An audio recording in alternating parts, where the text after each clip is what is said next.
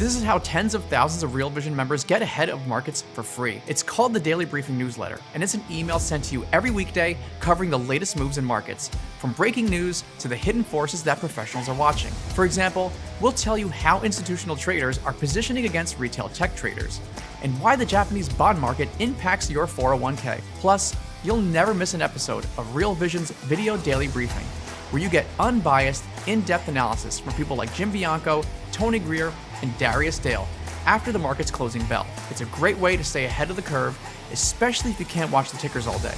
It's free and only takes a few minutes to read, so click the link and sign up now.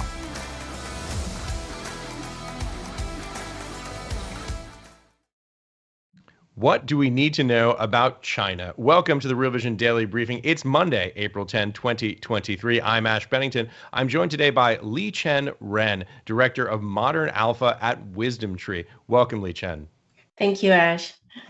Well, I teased it a bit at the top of the show. You focus on emerging markets, especially China and India. Where are we right now? I think China and India are still going to be the fastest growing emerging markets in the next couple of years. And it's going to put it in the geopolitical terms. India is actually interesting because India now can take a cover for U.S. China competition. So it actually can benefit significantly from both the growth story and the geopolitical story. For WisdomTree, we take a little bit of ex-state-owned view. So when we invest in China or India or in emerging market overall, we invest. We have strategies that invest in private companies only, and I think that's where emerging market the vitality of the economic growth come from. Yeah. By the way, I should say for folks who aren't familiar, tell us about WisdomTree. What do you guys do? Yeah, so WisdomTree is a ETF, pure ETF shop. We have significant ETF strategies across not just equity, but fixed income. We have, one of the largest floating rate fixed income strategy, which in the current Fed, interest environment has gained a significant exposure. And we also have alternative strategies like put right. So we use a transparent and systematic strategy. So all of our strategies are open, whether it's index or active strategy, transparent and open, and also for ETF, daily exposure, daily holdings, it's all transparent to investors. So that's what we are good at. We are also starting a wallet, digital strategies for people for retail investors who are much more interested in the whole solution instead of just single ETFs. We also have quite growing model business. So WisdomTree is, I know most people know about WisdomTree as dividend waiting or hedged Japan or hedged Europe, but we've branched out into several areas. So let's talk a little bit about some of the news flow that we've got today. We mentioned China at the top of the show. This is an interesting quote. This comes from Jay Shamba. This is the Treasury Undersecretary for International Affairs. Recently, actually, earlier this afternoon, late morning, I believe with David Weston on Bloomberg, quote, "We occasionally have issues with different economic policies in China, and we will always defend U.S. economic interests as well." Always a pretty standard statement there. But we will not in any way be trying to separate these two economies entirely. This is neither practical nor in our interest. A surprisingly strong statement from the Secretary, or the Undersecretary, I should say, of Treasury for International Affairs, Jay Shamba. What are your thoughts on that quote? I think U.S. China relationship is unlikely to get significantly better. But on the other hand, at the end of today, when a lot of people might paying attention, there's a military exercise of China in Taiwan Strait. But at the end of today, several big issues now are behind us. One of the really big issues was China, U.S. House Speaker meeting with President of Republic of China or Taiwan, or whichever President Tsai Ing-wen. Now that is behind us. So actually, in the next couple months, we are actually likely to see a little bit warmer up of China-U.S. relationship. Particularly, there's a chance of President Xi visiting U.S. There's also, I think, both sides are talking for potential high-level U.S. official visits to China. So I think in the next couple of days, you will see the language started to toward a little bit more constructive. So I'm not surprised that the statement. On the other hand, the background is the same. U.S. China are in a very intense competition. So if it looks good, always keep in mind, the next negative news could hit, in the near on the horizon. So in terms of risk, I wouldn't read this as a significant U.S.-China relationship getting better, but it will be slightly better than the last couple months. Yeah, and certainly a contrast from the prior administration. You mentioned what's happening in the Taiwan Strait. For those who don't know, it's an area. It's about 100 and a little over 100 miles in width that separates the People's Republic of China from Taiwan. Obviously, a significant strategic location. I believe we also have some senior French lawmakers visiting Taiwan today. What are your thoughts about that, particularly in relationship to the European Union's relationship with China? Um, I'm not very familiar with European politics, but I think President of France just visited China, and he was in the news a lot after he mentioned that he wants to reduce some dependency on the U.S. Actually, he also said before that European Union wants to reduce dependency on China. I think the geopolitical background is that every country right now wants to have some independence, reduce some dependence. So even U.S. Wants to reduce some dependence on Europe. Same thing for Europe as well. In terms of Taiwan Strait, I think in the narrowest areas, it's only 3-4 miles away from China, East Right. Coast, where 80% of China's people and economy lives. So I think probably a typical American couldn't quite fathom how close Taiwan is to China's main population center. So obviously, people there, pay attention to Taiwan. Also, the Taiwan issue is very much supported by the public. So if there is significant move away of Taiwan from the current status quo, then I mean, let's assume the worst case scenario that there was a independence, change of constitution in Taiwan, then the Communist Party has to act, or else they will lose power, because the public is so much behind the party in terms of believing in one China. So of course, what is that one China? Everybody have their own interpretation, right?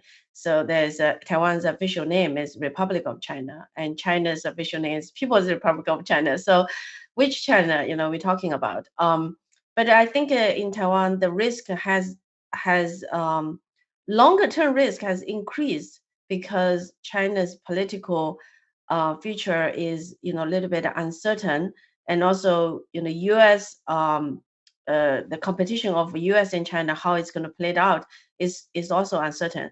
So over long run, the risk is a little bit increased. But I think from the social media, it's probably too much of the immediate images. I think after today, things will quiet down a little bit. There's an election in Taiwan in January next year, the 2024 election. They run the same cycle as the US every 4 years.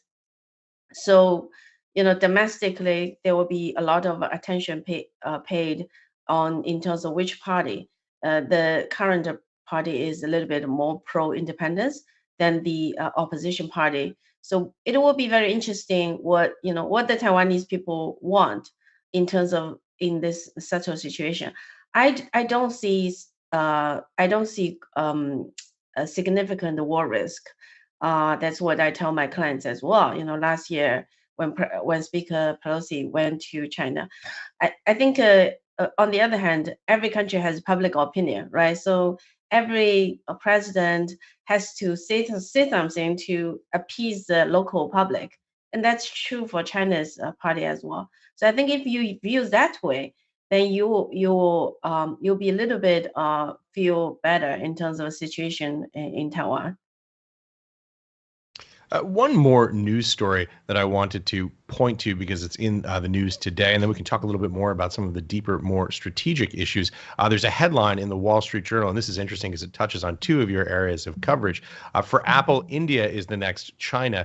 This is about the notion of the diversification of supply chains away from the People's Republic of China by Apple, looking to diversify for all types of different assembly, manufacture, and fabrication in India. Since you cover both of these countries, tell us a little bit about what your thoughts are on this story. Yeah, I think every country, including Chinese companies, by the way, there's so many stories here talking about companies try to move operations away from China. Actually, Chinese companies are doing the same too. If you talk to some of the public listed Chinese companies, because they also want to reduce the geopolitical risk. They also want to diversify. They also want to be closer to where their clients are. So I think all these factors are going to drive some of the manufacturing, in particular, away from China. That is trend I think will continue. In particular, if India is able to grow its market, its economy significantly, so this will be not surprising. On the other hand, I think some of the talk about moving operations away from China is over dramatized. China also have significant advantage in retaining manufacturing onshore, and the just yesterday, Tesla is opening another mega factory in Shanghai. Well, Shanghai is not an obvious choice if you think about it. If you think about cost, labor costs as only one issue, Shanghai is the richest Chinese city. If you think you go for the cheap labor in China, you wouldn't put your operation in Shanghai. But they chose to set up the operation in Shanghai, mainly because the China also have a pretty good transportation, supply chain requires a lot of coordination closer to materials. So all those makes the total cost of producing in China still quite competitive for a significant number of high-end operations. Apple's move away from China is ongoing, but if you look at the higher end iPhones, they are still produced in China because currently China has a labor force which is more educated than India, and also significant advantage of logistics in China. So I will say yes, this movement will happen, including Chinese companies, but it's not going to be people people's thinking that suddenly, every company is moving significant operations away from China. So you mentioned then Speaker Pelosi's visit to China. I think you're referring to the visit to Taiwan in August. How significant a disruption is that? And how does the Chinese leadership, the People's Republic of China leadership, mainland China leadership, view a visit such as that? I believe it's the first time we've ever had a Speaker of the House visit Taiwan. Well, actually, not true. The speaker Gingrich, hopefully I can pronounce his name well. He also visited. So this is back But in the 1990s. So it's but been some 25 years or so. yeah, but actually at that time, U.S. China was in a better relationship. Mm. So he also visited Beijing, and as one way to show, he's willing to talk to everybody. So if you use that as a comparison, indeed the relationship of U.S. China has deteriorated from more than 20 years ago. So that is everybody should acknowledge the current, relationship is at the low end of U.S. China relationship in the last 50 years. Mm. So let's talk a little bit about some of the more strategic topics that you cover in your analysis. One of which is the idea of U.S., excuse me, I should say global oil supplies being denominated in Chinese yuan rather than in simply U.S. dollars. Much talk around Russia, Saudi Arabia, and China on these fronts. Give us the overview of what's happening there. Yeah, so I think there's been so much talk, right, about U.S. Reserve currency. I don't think U.S. Reserve currency is going to, get away soon. So let's just put that down and say it, as it. It's very hard to get away from dollar, and it's the same for China. China obviously wants to, to because it was seeing how Russia got sanctioned, it's now very feeling the urgency of try to get some, dollar, some of the operations payments away from the dollar. So you've seen that the central government is not, buying as much as treasuries. But if you look at Chinese banks, they're still buying significant treasuries. So that's one thing. Second thing is, even though there's a lot of talk about Chinese using yuan to buy these commodities, in reality, it's still a very premature early stage. So um, I don't think yuan is in any way going to be reserve currency. But that said, we have to also acknowledge that China's central bank has been pretty good in managing Chinese currency. It is definitely one of the lowest volatility currencies among the emerging market. It's a low volatility currency. It's also where it's being increasingly being used, which is that's what China wanted, and China can claim victory. In some way, let's look at this way: U.S. dollar right now 60-50%. Even if it goes to less than 50%, it's still the reserve currency. But China right now is like 2%. If it gets to 4 or 5, 6%, it's a victory. It's a kind of progress for Chinese currency as well. And I think they will be able to make some progress to make the Chinese yuan a little bit more usable to for particularly for the emerging market economies. So let's talk. I wanted to get to a clip in just a second because we're talking about exactly this on Real Vision. But first, you mentioned the Chinese currency. Talk a little bit about the two different rates, CNY RMB on the one hand and CHN, the so-called offshore yuan rate. Talk a little bit about what those two rates represent. Yeah, so that's the thing.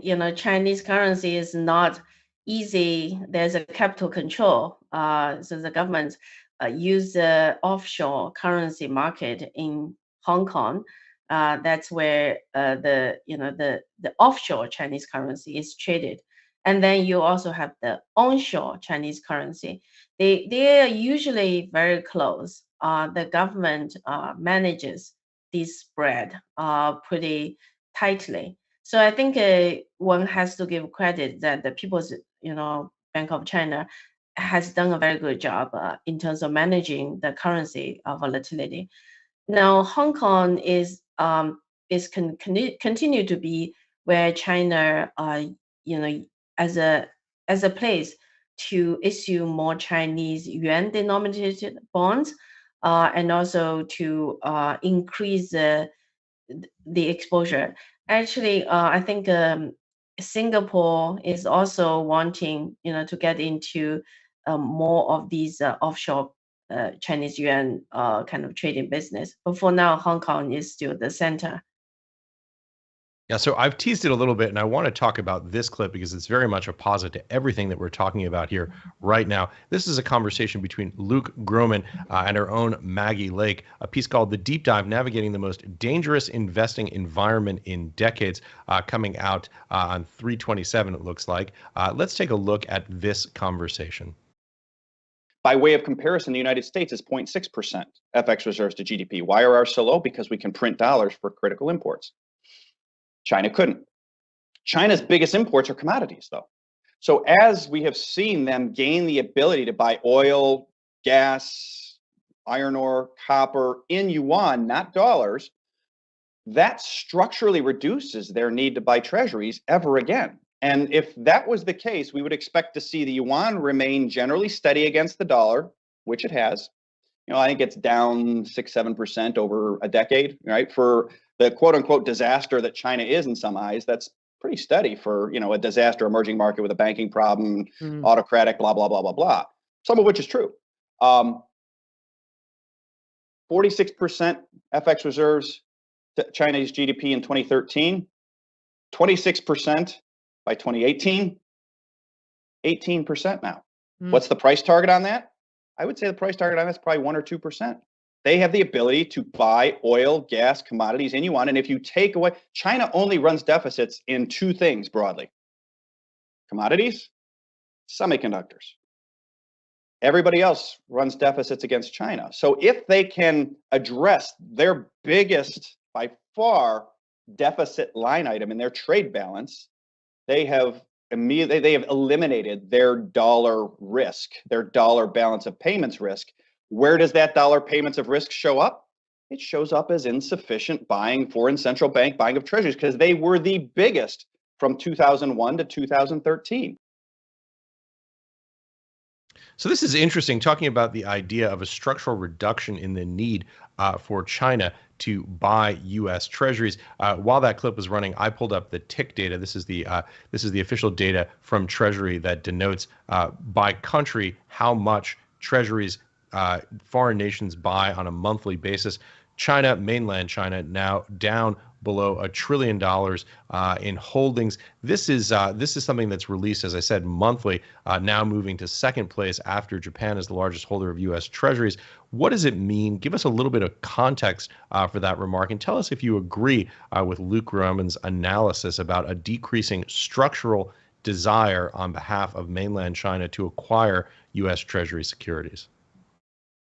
I agree with the desire, but desire is not necessarily what's, China probably desire to be very, not using dollar as a payment system.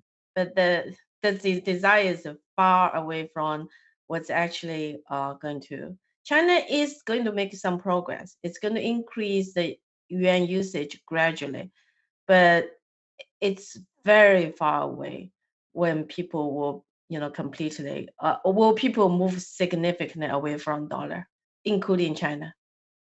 Yeah. So what else haven't we covered that you think is important, that you believe our viewers really need to understand about what's happening in China right now? I think I mentioned in our private discussion is that I think there's very little coverage in terms of how China runs as an economy.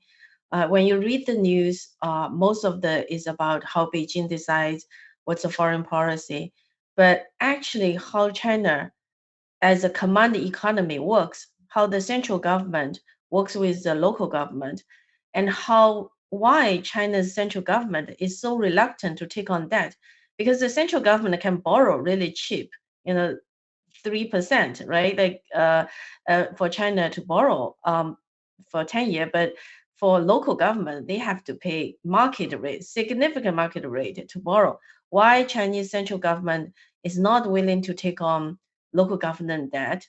And all this really pins down how China as an economy works. I think this is not very well covered in English media. China is better thought about as almost like a corporations. You have CEO sets the strategy. You have different departments down there. They have a lot of autonomy, but it's because it's very hard to please what the local government does. The central government can only do that much, so that the central government usually set a very strict budgeting process, so that if there's a problem, the local government are going to have to work out themselves. So the central government sets a goal, the local government have to implement it on their own. Right. A lot of times. So this is underappreciated. But if you actually look through how COVID-0 is implemented, and then currently, for example, China's economy is not in a very, a high growth area. A lot of local government is getting rid of temp workers, cutting down expenses.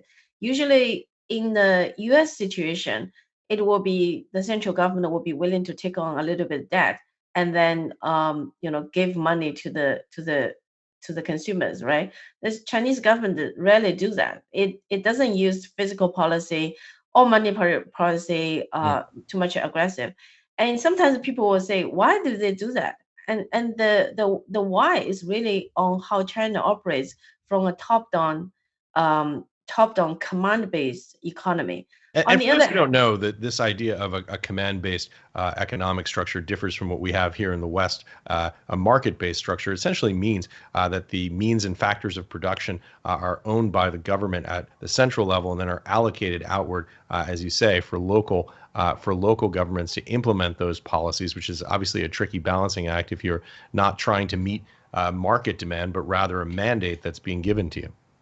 yes, and the second thing I think in English media is not enough coverage is most of China is seen through Russia. Like when you're thinking about it, when you're reading a lot of Russian experts are asked to comment on China, and I have to say, China has solved the one issue that the Soviet economy was never able to solve, which is use the price system. So in China, at least half of the economy is capitalism, is completely market based, like in the US. In many ways, China is more capitalist. So, for example, the government, if there's a dispute between the people and the company, the government for many times sides with the companies more than with the people. So this is a very unique structure of China. On one hand, you have a command-based economy. On the other hand, you have at least 50%, if not more, economy is completely market-based, even more market-driven.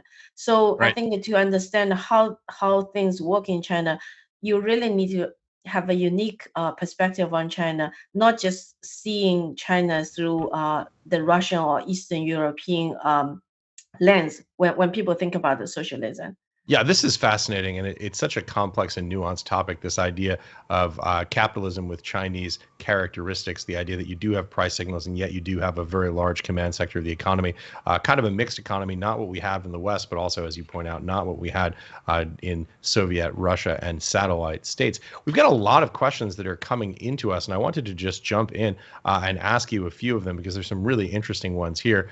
The first one comes to us from YouTube. It's from TrillionX. And the question is, how do you see ASEAN, this is the Association for Southeast Asian Nations, as benefiting from the expansion of China and India as new economic hubs in the world? And the second question that he follows up with, any views on the repegging of the HKD from USD to CNY? This, of course, is Hong Kong dollar repegging from dollars to renminbi. Yeah, so second question first, I wouldn't worry about the HK peg at all. They have significant tools, and also China's central bank is behind if it needs to be. So I would, every time the Twitter somebody makes a issue about the Hong Kong dollar, I just shrug it off. It's social media.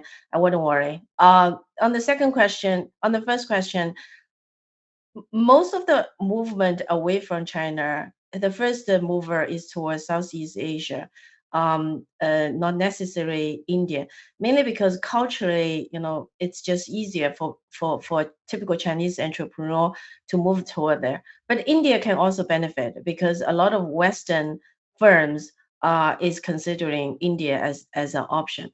But I think India really needs to pull its strap together in terms of infrastructure and also a broader industrialization. If you look at China, China has been very successful in broad industrialization, which means for almost every industry, you will have enough suppliers within the vicinity.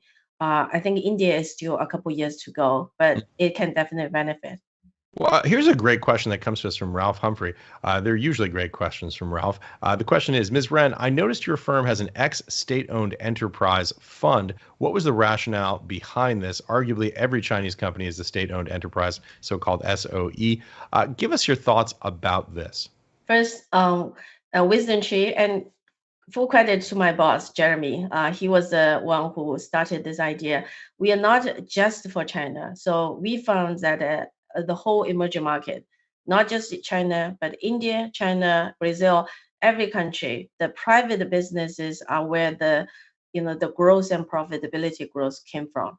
Now I can comment on China, and I personally grew up in Zhejiang, where for people who are familiar is where Alibaba is based on. Zhejiang is a very unique province. Essentially, pretty much all Zhejiang's economy, I would say 80% is a private business. So if for the whole China is about 50 to 60%, but Zhejiang is significant, closer to 80% economy is private based. And President Xi really was the party secretary in Zhejiang. So if you actually pay attention to a lot of Chinese government directives, Zhejiang is considered the model for the president to tell the other provinces to follow. So in China, there's a huge difference between private and state-owned. The China index that we had has a more strict threshold. So it has to be at least 80% owned by the private business. So it's not just 50%. So for us to say this company is private, it truly is, very private. Of course, in China, the government always have some say. It's going to take some golden share in some subsidiary of Baba because it wants to control media. Media is highly controlled in China.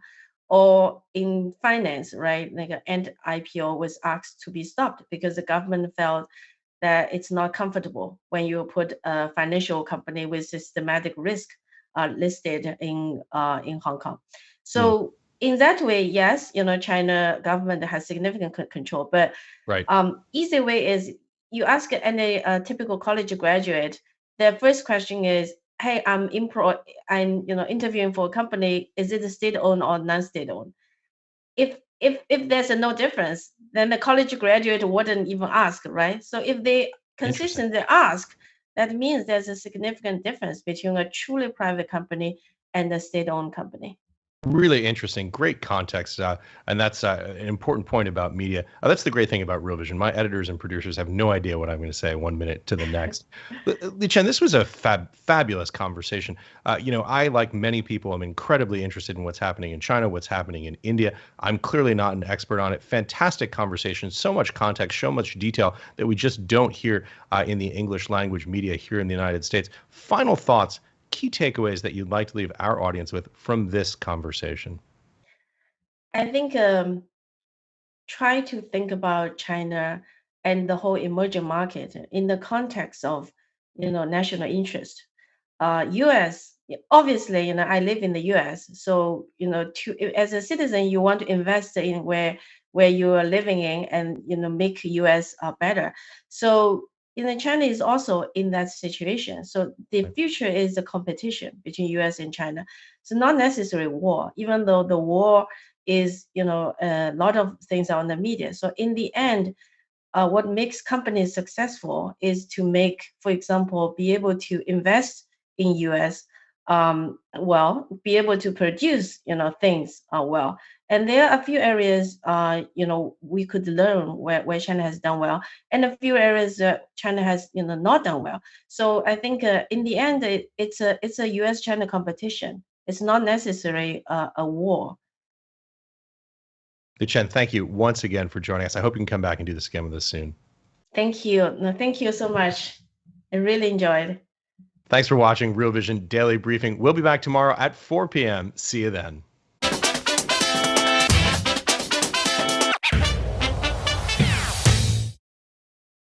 This is how tens of thousands of Real Vision members get ahead of markets for free. It's called the Daily Briefing Newsletter, and it's an email sent to you every weekday covering the latest moves in markets, from breaking news to the hidden forces that professionals are watching. For example, we'll tell you how institutional traders are positioning against retail tech traders, and why the Japanese bond market impacts your 401k. Plus, you'll never miss an episode of Real Vision's Video Daily Briefing, where you get unbiased, in-depth analysis from people like Jim Bianco, Tony Greer, and Darius Dale after the market's closing bell. It's a great way to stay ahead of the curve, especially if you can't watch the tickers all day.